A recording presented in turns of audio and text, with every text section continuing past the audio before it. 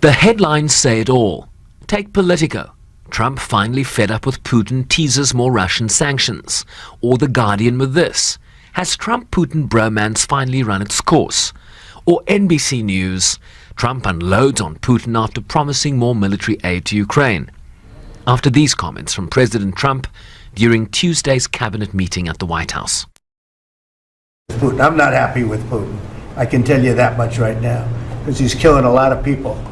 And a lot of them are his soldiers and their soldiers, mostly. And it's now up to 7,000 a week. And I'm not happy with Putin. We get a lot of bull thrown at us by Putin, for you want to know the truth. He's very nice all the time, but it turns out to be meaningless. As if to dismiss the criticism, Russia launched a record 728 drones at Ukraine overnight, the latest in a series of escalating air assaults that have involved not only drones but ballistic missiles that have strained Ukraine's air defenses, with Trump promising additional defensive weapons to Ukraine in this exchange.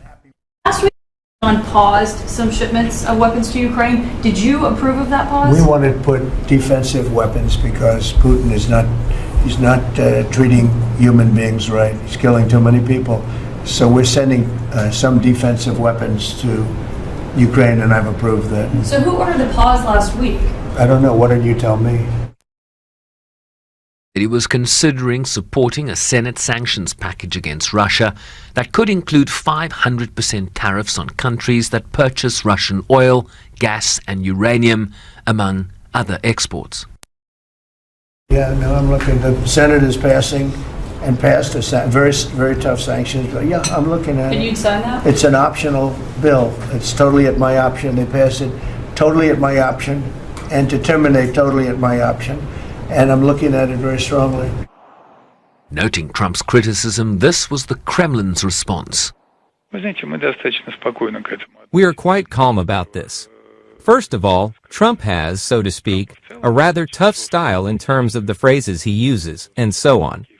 We also heard a very important statement by Trump that the settlement of the Ukrainian conflict turned out to be much more difficult than he thought from the very beginning. This is what we have been saying from the very beginning, that it is not possible to resolve the conflict overnight. Therefore, we are calm about this. We expect to continue our dialogue with Washington and our line on repairing the rather broken bilateral relations. While Ukraine's president said Tuesday he had ordered expanded contacts with the United States to ensure critical deliveries of military supplies. Сьогодні ж доручив міністру оборони України та I instructed the Minister of Defense and the Commander-in-Chief to intensify all contacts with the American side. We currently have the necessary political statements and decisions, and we must implement them as quickly as possible to protect our people and positions. This primarily concerns air defense, as well as all other elements of supply from the U.S. These deliveries that mean saving lives and protecting Ukrainian cities and villages. I expect results from these contacts very soon, and this week we are preparing formats for meetings of our military and political teams. As initial rounds of talks between Russia and Ukraine, mediated by the United States, has delivered little progress towards a cessation of hostilities that could lead to further substantive peace talks. President Trump returned to the White House in January after promising to end the Russia-Ukraine war within 24 hours despite widespread skepticism around such a sweeping pronouncement.